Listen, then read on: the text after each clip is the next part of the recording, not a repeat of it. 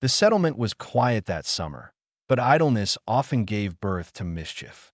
Among the young men of the camp, laughter echoed as they huddled together, whispering schemes that carried more cruelty than humor.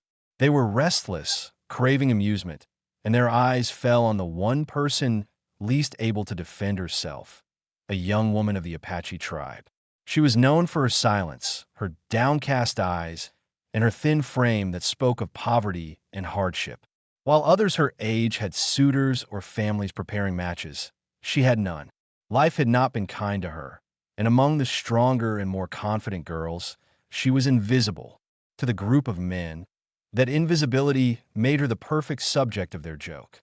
One of them suggested at first, with a grin that spread quickly among the others, "Let's send her to the cowboy." The words alone carried weight. Everyone in the camp knew the cowboy, rugged, solitary, with a reputation for being harsh. He lived alone in a cabin at the edge of the hills, a man both feared and ridiculed. Some said he had a temper like a storm. Others claimed he carried a past too dark to share. But whatever the truth, one thing was certain. No woman had ever been known to approach him, let alone claim him as a husband. The idea sounded outrageous, and that was exactly why it appealed to them. They imagined the sight of the timid girl knocking at his door, stammering out the words that she had been sent as his bride. They pictured his rough laughter, the slamming of the door, perhaps even angry words that would send her running back in tears. The image was intoxicating to their cruel sense of humor. Their laughter grew louder as they planned it in detail. They spoke of how the girl would be instructed, how she would have no choice but to obey, and how the entire settlement would soon have a story to gossip about. To them, it was not merely a prank. It was a way to elevate themselves at her expense, to laugh and feel powerful while she bore the shame. When the idea reached the ears of the elders, some shook their heads, but none intervened. In a place where the weak often carried burdens the strong refused, the girl's fate was sealed by silence. She was summoned, her eyes widening as the command was given. "You will go to the cowboy," they told her. "You will present yourself as his bride." The words struck her like stones. A flush of humiliation rose to her cheeks, but she knew better than to protest. To resist was to invite scorn, and to disobey was unthinkable. She lowered her gaze, nodding faintly, though her hands trembled at her sides. Her heart pounded with fear, not only of the cowboy, but of the mockery that would surely follow, no matter what happened. As the sun began to set, the men chuckled among themselves, already savoring the story they would tell. The poor Apache girl would become the centerpiece of their entertainment. They never paused to imagine that their cruel joke might set in motion something far greater than they intended. The command weighed heavily on her shoulders, like a yoke she could not throw off. Once the elders spoke, there was no turning back. The poor Apache girl, who had never raised her voice in defiance, found herself caught in a tide of expectations she could not resist. She had lived her whole life knowing that her will was secondary to that of the community. Obedience had been drilled into her since childhood. But this order was unlike any she had ever received. This one carried humiliation, fear, and an unshakable sense that she was being offered as a sacrifice to laughter. That night, she barely slept. In the corner of her small dwelling, she sat with her knees pulled tight to her chest, staring at the fire that had burned low into embers. Every flicker seemed to mock her with shadows that danced like the faces of the men who had conceived the prank. Their laughter replayed in her mind, harsh and merciless. She pressed her hands over her ears, but even silence could not free her. The thought of approaching the cowboy's cabin filled her with dread. She had heard the stories too, the tales of his quick temper, his solitary nature, the way he looked at others as if measuring their worth and finding them wanting. The morning came too quickly. The sun rose over the hills, painting the sky in pale orange. Yet to her it felt like the opening of a courtroom where her sentence would be carried out. Word spread fast that she was to leave. Children whispered, women glanced at her with pity, and men smirked as though the outcome were already assured. She dressed simply, as she always did, with no adornments to soften her appearance. Her garments were plain, her hair tied back in modest braids. She looked every bit the picture of poverty that they intended to parade before the cowboy. The walk to his cabin was long, and with each step, her heart grew heavier. The dirt road seemed endless, winding past scrub and stone, every bend a reminder that she was leaving behind the little safety she had known. She clutched her shawl tightly around her, as if its thin fabric could shield her from what lay ahead. Every sound, the rustle of grass, the call of a distant bird, made her startle. She felt exposed, like prey walking willingly toward the hunter's den. Memories of her childhood flickered through her mind as she walked. She remembered days spent helping her mother gather herbs, her father's quiet lessons about resilience, and the fleeting moments of laughter she had shared with cousins before tragedy claimed them. Life had stripped her of many comforts, but it had never forced her into something so degrading. Now, even those fragile memories felt like a cruel contrast to the humiliation she was about to endure. By midday, the sun was high, and sweat beaded at her temples. She stopped for a moment, looking up at the hills that concealed his cabin. Her lips moved in silent prayer, not for salvation, but for strength. Strength to endure the humiliation, strength to face the cowboy's eyes without collapsing under the weight of shame.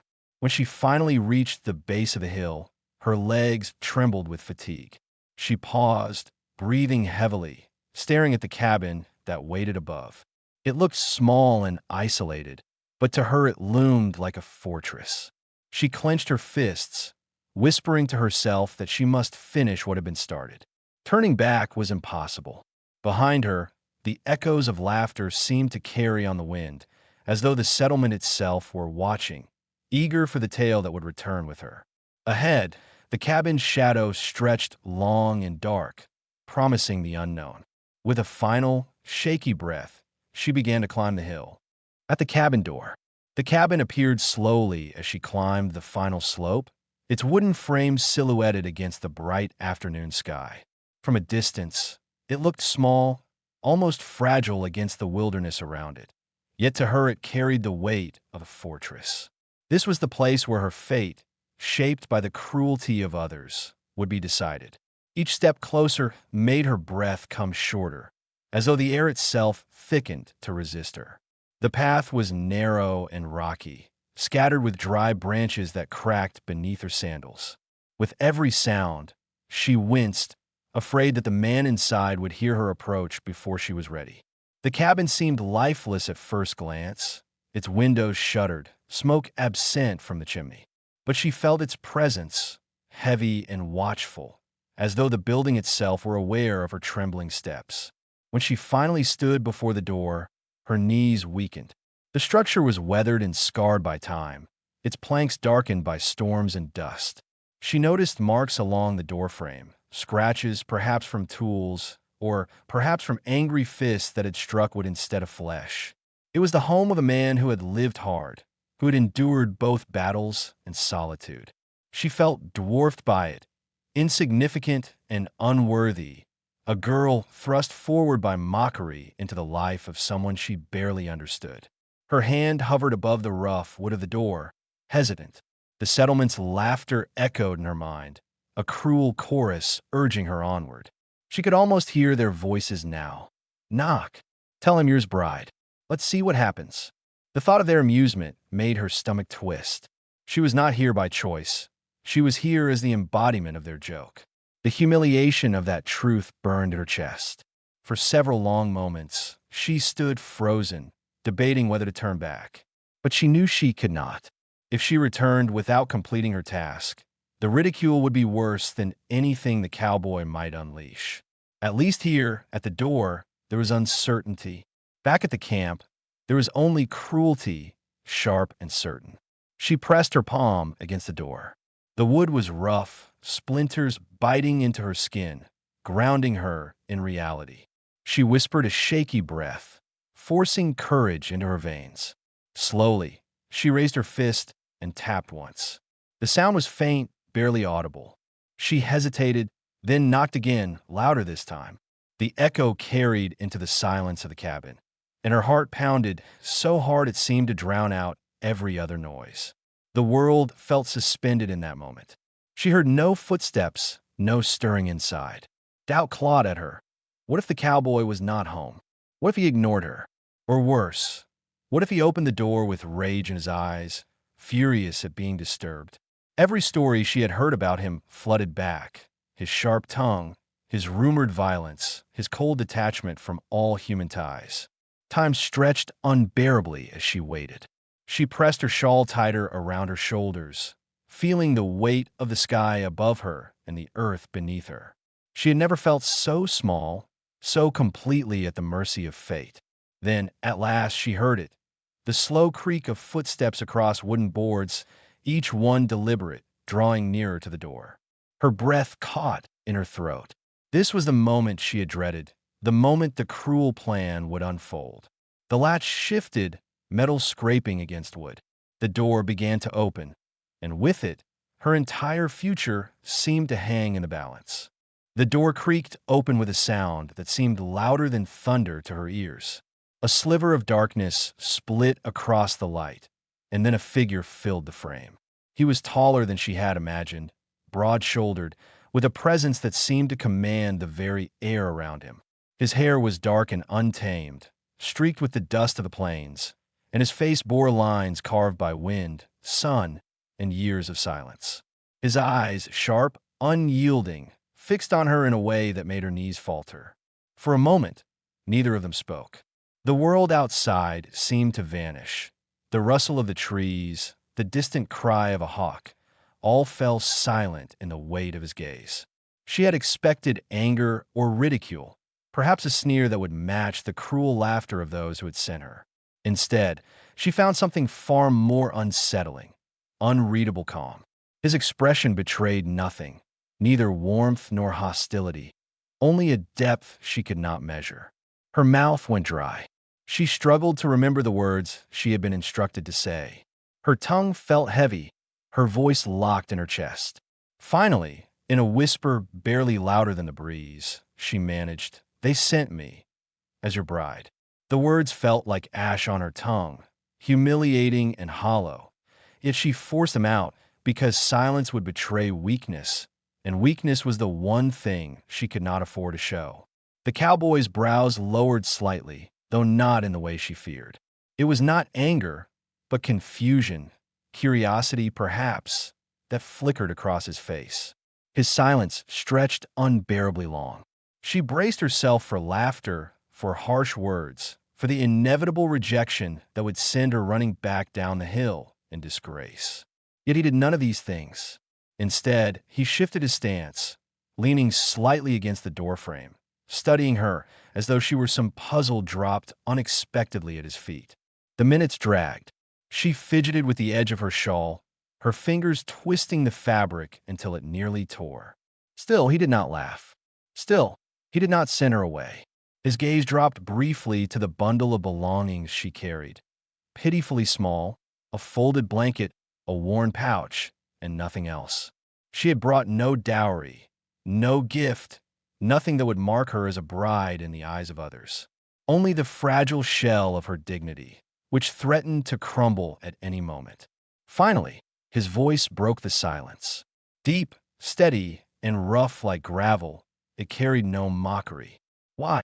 That single word cut through her like a blade. How could she answer?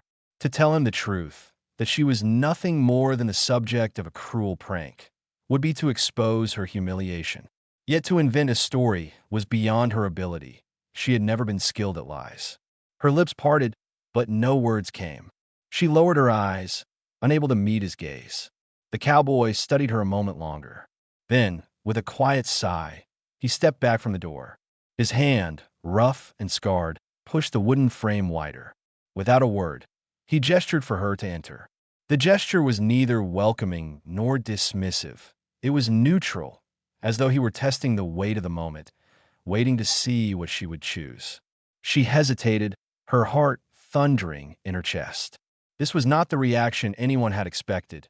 Not laughter, not rejection, not fury. She felt herself suspended between fear and strange relief. With trembling steps, she crossed the threshold, stepping into the dim interior of his cabin. The door closed behind her with a heavy thud, sealing her inside with the man whose fate was now entwined with her own. Inside the cabin, the air was cooler, carrying the faint scent of smoke and leather. Shadows stretched across the rough-hewn walls, broken only by the flicker of sunlight slipping through the cracks in the shutters. She stood just inside the doorway, unsure whether to move farther or retreat. The silence pressed heavily upon her, more oppressive than any insult could have been. She had expected harsh words, the echo of ridicule to match the laughter of those who had sent her. She had even prepared herself for anger, a raised voice, a slammed fist on the table, the order to leave. Yet none of that came. The cowboy simply returned to his seat near the fireplace, as though her arrival were neither a surprise nor a burden. He did not look at her again immediately. Instead, he busied himself with the slow, deliberate act of sharpening a knife against a whetstone. The rhythmic scrape filled the room, steady and unhurried, echoing louder in her ears than thunder. She lingered by the door, clutching the edges of her shawl so tightly her knuckles whitened. The humiliation she had braced for hung in the air like a storm that refused to break. Each passing moment without laughter felt like a puzzle she could not solve. Why was he silent? Why did he not demand to know the truth of her presence? Her eyes wandered across the cabin. It was stark, functional, without the softness of a woman's touch. A narrow bed stood in the corner, covered by a blanket patched and worn. A shelf of tools lined the wall, each carefully placed. On the table rested a lantern, a tin cup, and little else. This was the home of a man who lived not for comfort, but for survival. Everything had a purpose, everything carried weight. She felt more out of place here than ever before. Finally, unable to bear the silence, she stepped forward timidly. Her voice wavered as she spoke. "Do you want me to leave?" The words felt foolish, but they were all she could manage. Her eyes remained fixed on the ground, afraid of what she might see in his expression. The sound of the whetstone ceased. Slowly, he set the knife aside and looked at her. His gaze was steady, unreadable but not cruel. He did not smile, yet neither did he frown. After what felt like an eternity, he spoke. "Seat." It was a simple command, nothing more. No hijikuli, no anger, no mockery. Just a word spoken with quiet authority. Her legs trembled as she moved toward the nearest chair, her body tense as though expecting a trap. She lowered herself cautiously, keeping her shawl wrapped tightly around her shoulders. The silence returned, but this time it carried a different weight. It was not the silence of disdain, but of observation. The cowboy watched her with the same calm he had shown at the door, his eyes sharp yet thoughtful. She felt exposed beneath his gaze, but not humiliated. He seemed to be waiting, not for entertainment, not for an excuse to laugh, but for her to reveal something about herself. Minutes passed in this strange stalemate. She shifted uncomfortably, the urge to explain gnawing at her. But when she opened her mouth, no words came. What explanation could she give that would not strip her of the last shred of dignity she possessed? To confess the truth was to admit she was nothing more than the butt of a cruel joke. At last, the cowboy leaned back in his chair. His voice, when it came, was low but steady. "Eat. There's bread on the table." The words struck her with more force than she expected. Not because of their meaning, but because of the tone. There was no mockery, no derision, only quiet acceptance, as though her presence required no justification. It was this absence of cruelty, this unshakable silence, that unsettled her more than any insult ever could. The bread lay on the table, rough and dark, cut from a simple round loaf. Next to it rested a small block of cheese and a half-filled jug of water. It was a meager offering, yet to her, standing there in a stranger's home, it looked like a banquet. For a moment she hesitated, her pride whispering that to eat would be to accept a role she had not chosen. But her hunger betrayed her. Her hands trembled as she reached out, breaking off a piece of bread and chewing slowly, cautiously, as though expecting it to be snatched away. The cowboy said nothing. He neither encouraged nor mocked her, simply leaned back in his chair, arms folded across his chest, eyes steady but calm. His silence was not the cold dismissal she had expected. It was something else, something almost patient. As she ate, her shoulders slowly relaxed. Each bite dulled the tight knot of fear that had followed her from the village. She realized, with a start, that this man, this cowboy, was showing her a form of respect she had rarely known. Not the kind born of words, but of actions, a roof, food, and the absence of cruelty. When she had finished, she lowered her eyes, her voice barely above a whisper. Why? The question hung between them like smoke. Why had he not mocked her? Why had he not driven her back to those who had sent her? Why had he offered bread instead of scorn? For a long moment, he did not answer. He studied her with the same quiet intensity as before, as though weighing something far heavier than her simple question. At last he spoke. Because they wanted me to laugh. Her head rose at that. His eyes were steady, his jaw firm. That's what they expected, but I won't give them what they want. His words carried a weight she had not anticipated. They struck deeper than kindness. They struck at the very heart of her shame. In that moment, she understood. He was not treating her with gentleness out of pity, nor ignoring her out of indifference. He was defying the cruelty of those who had sent her. By refusing to mock, he was shielding her dignity, even in the smallest of ways. Tears stung her eyes, though she fought to hold them back.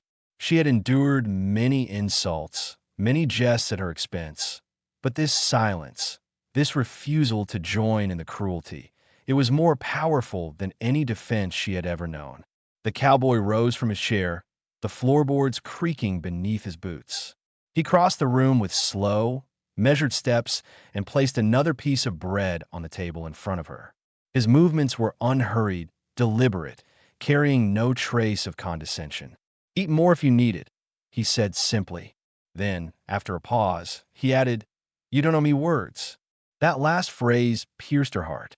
She had expected demands, questions, explanations, confessions. Instead, he granted her the freedom to remain silent. It was a gift she had never imagined receiving. She lowered her gaze once more, struggling to steady her breathing. The humiliation that had driven her here still lingered like a shadow, but now it was mingled with something else, something she could not yet name. Gratitude, perhaps, or the fragile spark of hope. The hours slipped by in that quiet cabin. He returned to his work, whittling a piece of wood into a smooth handle, while she sat in silence, watching, waiting. Outside, the sun dipped lower, painting the horizon in strokes of amber and crimson. Time moved gently, free of the mockery and cruelty that had driven her to this place. For the first time in longer than she could remember, she felt safe. Night settled over the prairie like a vast, velvet curtain. The air outside grew cooler, carrying with it the distant cry of coyotes and the rustling whisper of wine through the tall grasses. Inside the cabin, the fire had been coaxed back to life, its glow casting long shadows that danced upon the walls. The woman sat quietly at the table, her hands folded in her lap, watching the flicker of flames. For hours, little had been spoken. The cowboy worked in silence, sharpening tools, mending a torn strap, tending to the fire. Yet she did not feel ignored. His silence was not the cruel emptiness of mockery, but the steady presence of someone who simply allowed her to exist. For a woman who had been cast into this situation as a joke, such quiet dignity was almost unbearable in its unfamiliarity. At last, when the weight of the stillness grew too heavy, she spoke. Her voice was soft, almost tentative, as though afraid to disturb the fragile balance between them. You don't ask me who I am, or why I'm here. The cowboy glanced up from the fire, his eyes reflecting its glow. After a pause, he answered simply, You'll tell me if you want to, or not at all. The words struck her like a bell. Trust. That was what he was giving her, trust to choose her own moment, her own story, her own truth. In her world, choices were rare. Her life had often been guided by others, elders, family, traditions, and now the cruel laughter of those who had sent her away. Yet here sat a man who gave her the power to decide for herself. She swallowed hard, her eyes moistening, though she fought to keep her composure. "Most men don't wait," she whispered, more to herself than to him. "Most take what they want. Words, answers, or worse." His gaze lingered on her, unwavering but calm. "Then most men are fools," he replied. The silence that followed was no longer heavy. It was a space, open, unhurried, filled with the possibility of something new. Slowly, she began to speak again, testing the waters of trust that had been laid before her. She did not reveal everything. Not yet, but fragments slipped out. About her people, about the harshness of life in the village, about the sting of ridicule that followed her like a shadow. He listened without interruption. "No julgue-me, no lauguer, no diz-me se vi notes." His attention was steady, his respect unmistakable.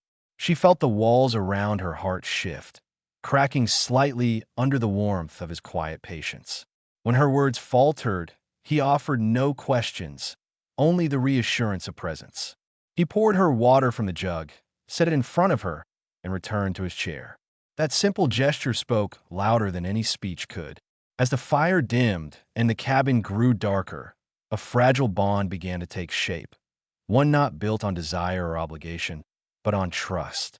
She realized with a shiver that this man, this cowboy who had every reason to laugh or scorn her, was instead giving her something far rarer, a safe space to breathe. Her voice, barely audible, broke the silence one last time before the night claimed them. "Thank you." He did not reply with words. Instead, he gave a single nod, slow and deliberate, his eyes steady on hers. It was enough. In that nod, she read everything she needed to know. He saw her, not as the punchline of a cruel joke, but as a person worthy of dignity. For the first time in many years, she allowed herself to believe that perhaps trust, like the whisper of wind across the plains, could grow even in the most barren soil.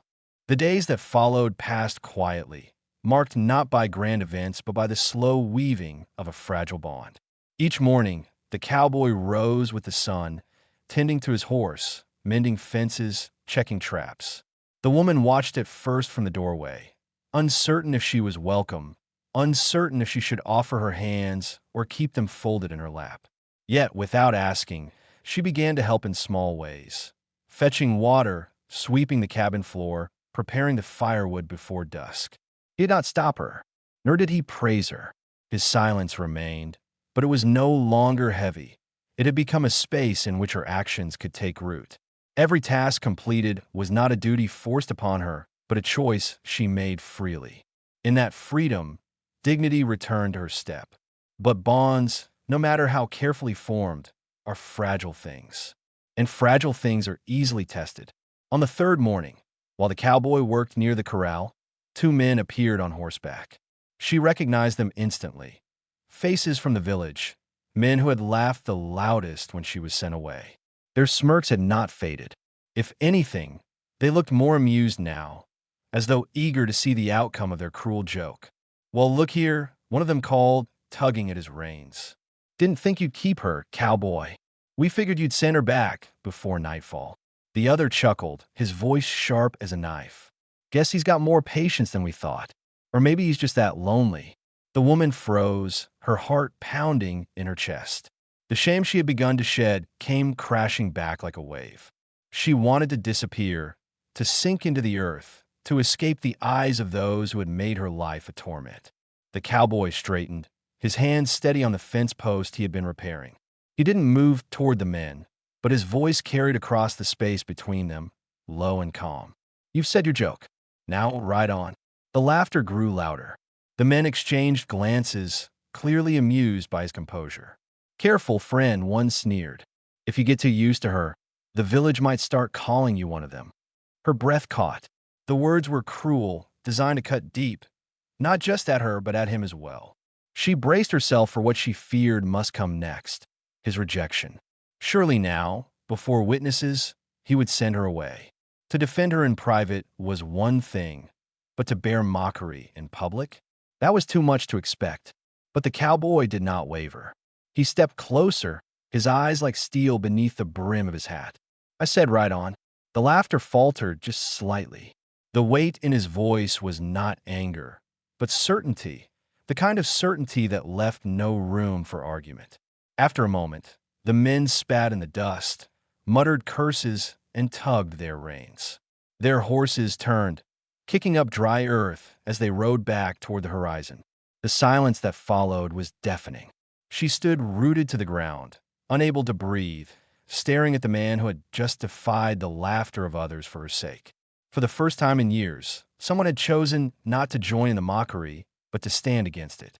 Her eyes burned, but this time it was not from shame. It was something far more dangerous. Hope. That night, the cabin was quieter than ever before. The woman sat near the fire, staring into the flames as though they might hold the answer she sought. The visit from a man had unsettled her deeply. Their laughter still echoed in her mind, sharp and cruel, dragging her back into the pit of humiliation from which she had only just begun to climb. She wrapped her shawl tightly around her shoulders, rocking slightly as she whispered to herself. Part of her longed to flee, to spare the cowboy from further mockery. If she left, perhaps the jokes would die, and he could return to his life unburdened. But another part of her, a quieter, braver part, longed to stay. For the first time, she had tasted respect. For the first time, she had seen kindness not born of pity, but of choice. Could she really abandon that now? The cowboy sat across from her, polishing his rifle with slow, steady strokes. His movements were unhurried, as though the incident earlier had left no mark on him. Yet she wondered what he truly felt. Had she brought shame upon him by staying? Would he regret standing up to those men? Unable to keep her fears inside, she spoke. They'll come again. Her voice was soft but heavy with dread. They won't let this end. And when they do, they'll laugh harder than before. The cowboy lifted his gaze from the rifle. His eyes met hers across the firelight. He said nothing for a long moment, and in that silence, her fear deepened. Then, with the same calm he had shown from the start, he answered, "Let them laugh." She blinked, startled. "You don't care what they think." His jaw tightened slightly. A man can't live by the laughter of others. If he does, he'll never live at all. The words sank into her heart like stones into water, rippling outward.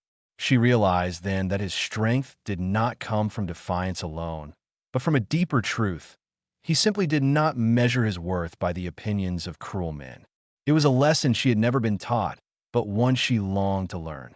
Her voice trembled as she asked, "And me? What if I bring more trouble to you?" He studied her quietly, then set the rifle aside. Rising, he crossed the room and stood before her. The firelight carved his features into sharp relief. Steady eyes, a face weathered by wind and sun, a presence that seemed unshakable. "You're not trouble," he said firmly. "You're a person, and you don't deserve to be treated like a jest." The tears she had fought for so long finally spilled down her cheeks. She lowered her face into her hands, ashamed of her weakness, yet unable to stop. To her surprise, he did not reach to comfort her with touch, nor speak hollow reassurances. He simply stood near, letting her cry, letting her grief spill into the silence until it began to fade. When at last she raised her head, her voice was hoarse but steadier. "I don't know if I belong here." His reply was quiet but resolute. "Belonging isn't given. It's built. And if you choose to stay, we'll build it." The fire crackled between them, its warmth a fragile shield against the cold of the night. For the first time, she felt that belonging might not be a gift handed down by others, but something she could shape herself. Here, in this cabin, beside the man who refused to laugh. Weeks passed, and what had begun as a cruel jest slowly transformed into something no one in the village could have imagined. The woman no longer sat timidly in the corner of the cabin. She moved with purpose, tending the fire before dawn, grinding corn into meal, patching the warm blanket on the bed. She did these things not as duties forced upon her, but as choices made freely, each one a declaration that she belonged here. The cowboy, for his part, did not treat her as an intruder, nor as a guest who might depart at any moment. He spoke little, but his actions revealed what his words did not. He set aside an extra cup on the table each morning. He left space in the barn for the basket she had woven. He paused in his work when she spoke, giving her the quiet respect of being heard. In small, steady ways, he made room for her in his life. One evening, as the sun dipped low and painted the sky in shades of fire and gold, they stood outside the cabin together. The prairie stretched endlessly before them, silent except for the whisper of wind in the grass. She looked out at the horizon, then at him, and felt a truth stirring in her chest, a truth too large to ignore. "If I go back," she said softly, "they'll laugh again. They'll say I was nothing but a burden you carried for a while. They'll turn this into another joke." He adjusted his hat against the fading light, his gaze steady. "Then don't go back." Her heart skipped. "Stay here? With you?" He did not hesitate. "If you want to." The simplicity of his words made her breath catch. No demands, no conditions, just choice. The very thing she had been denied all her life. Her throat tightened as she whispered, "And if I stay, what will they say?" He finally turned to face her fully, the setting sun casting his features in golden shadow. "They'll say what they always say, but this time they'll be right." She frowned, uncertain. "Right about what?" His voice was quiet but sure, each word deliberate. "That you're mine, and that I've given you my name." The weight of his statement settled over her like a warm cloak. It was not spoken with arrogance, nor with possession, but with the solemnity of a vow. In that moment, she understood. He was offering her more than shelter, more than kindness. He was offering her a place beside him, not as a jest, but as a truth that no laughter could erase. Tears welled in her eyes, but this time they were not born of shame. They shimmered with gratitude, with relief, with something she dared to call joy. She stepped closer, her voice trembling. "Then I will take it. Your name, if you'll have me." The cowboy gave a single nod, steady and firm. No flourish, no grand speech, just the quiet certainty that had defined him from the beginning.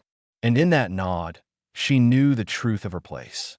When the villagers would see her again, they might smirk, they might whisper, they might laugh. But their laughter would hold no power, for she would no longer return as the abandoned bride of a cruel joke. She would return as his wife, bearing his name, carrying his dignity, and standing unbroken.